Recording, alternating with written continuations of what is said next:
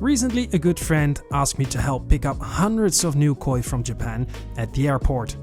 The fish had been on the road for almost 50 hours, and unfortunately, things didn't go as planned. So what is going on, guys? Welcome back to a windy and new episode here in Amsterdam. Today we're gonna pick up 45 boxes with 54 koi straight from Japan. Oh, sorry, 54. But we have one small problem. The paperwork has been lost somewhere in Saudi Arabia. While we saw the fish, we got the bad news that we're not allowed to take them with us. The Dutch safety authority could not release the shipment because the original form has been lost. After hours of waiting, we decided to go back to the airport the next morning. Well guys, good morning. A small summary. It's the next day. Yesterday we weren't able to get the koi with us to Sander, his shop. Almost 60 boxes with koi had to stay here at the airport for 10 more hours because some of the paperwork were lost in the Middle East. We're quite in a hurry. Sander is, as we speak, working to get all the koi into his truck. Then we have to drive for 1.5 hours and then we will check if the koi are all in healthy conditions. Yeah, we have to see what happened later, but I hope everything is fine. So I'm going to jump in my car, go drive straight to the northern part of the Netherlands and to help Sander out with all the koi.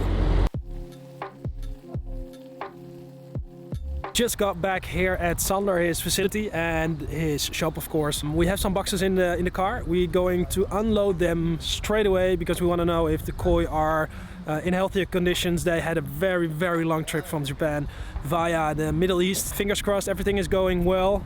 We have to wait for Robert. He's with the big truck and there are around 45 boxes in there. So let's hope everything is well.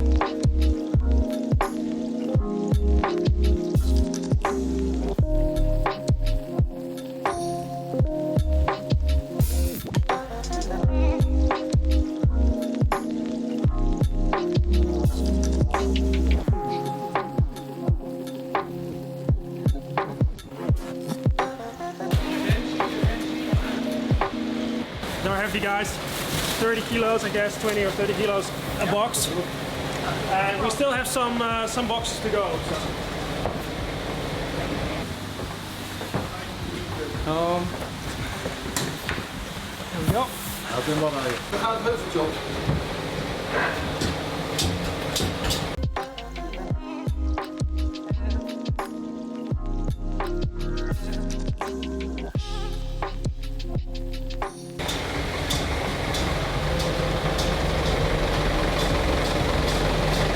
Perfect, we got another box here.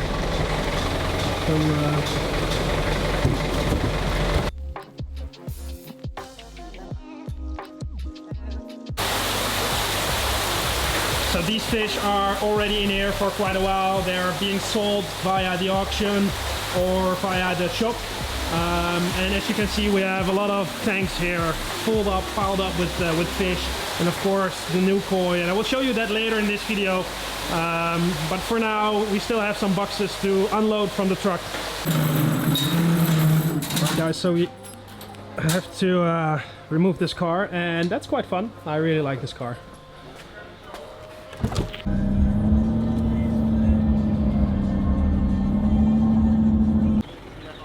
Well, isn't she beautiful? I had to park her outdoor or outside because the new koi has to go to the shop.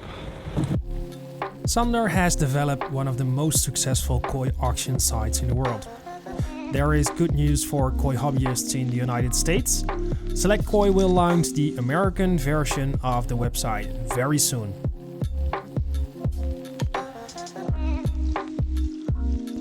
The mix that Aoki offers is absolutely dreadful. And it is quite heavy. I mean, most of the time you pay for the water. I mean, the prices of the shipments are insane high because of the current situation in Ukraine. So these are the koi from Yamasan. It's a small nice breeder in Niigata. We have some nice Deutsche in here. We got some Krakus and some butterfly. Oh, look at this, guys.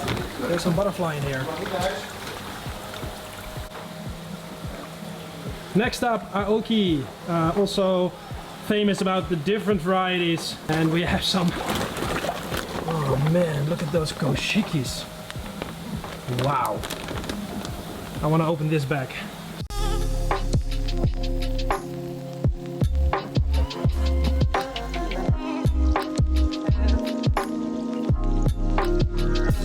So this is quite a fun tank. This is from the Aoki koi breeder, a breeder that has so much different varieties. I think it's goshiki, I'm not sure, but Sander will show us the fish probably quite soon.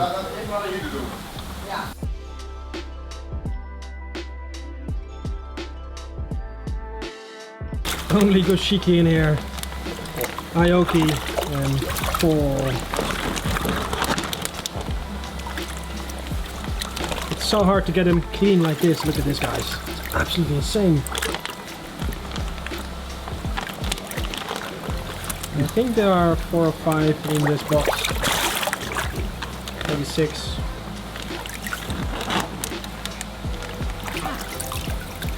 Oh, great skin quality of these goshikis from the Aoki koi farm.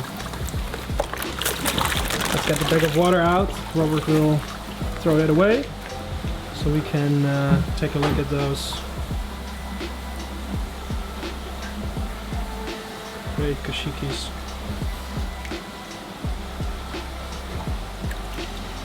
Wow.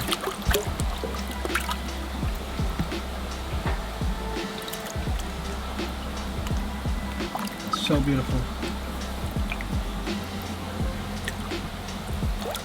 So this one will develop a little bit more. We got the water quality here is a bit harder, so the black will come up quite quickly. So within a couple of months from now you will definitely see a big difference and it will get more black. And the contrast with the Benny, the red, will be even more than it is already. I really like this pattern though. And this is also the example of the one that has some more black on it. And look at these guys, they're so clean. So you don't see any red spots in the red like here on the head, so that's quite important when you are selecting goshiki. Of course you can have some black spots, but as you can see, for example, this one hasn't one single spot in his red pattern. Great koi, absolutely amazing. What do we have here? Danish Tosai from the auction. Which auction? Danish auction.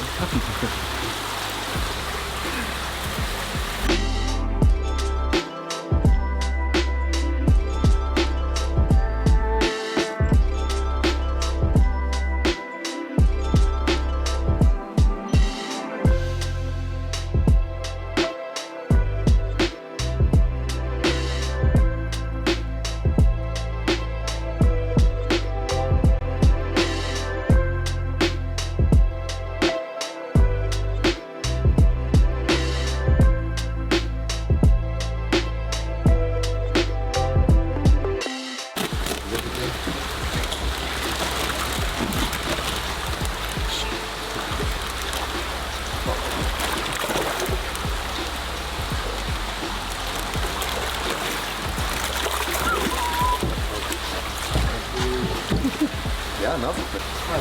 So both are won by Sander at the breeders auction in Japan. How big are they? 63 and 65. And probably 2 or 3 years old. 3 years old. Miyatora. Miyatora. Mooi schoon, man. Wow, lovely fish.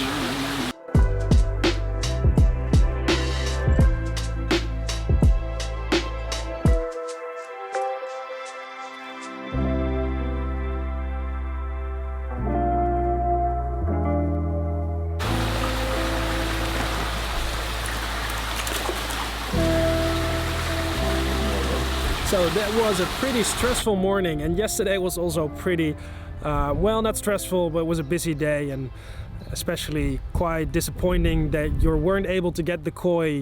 We saw them, but we weren't able to pick up the boxes and take them to the quarantine facility.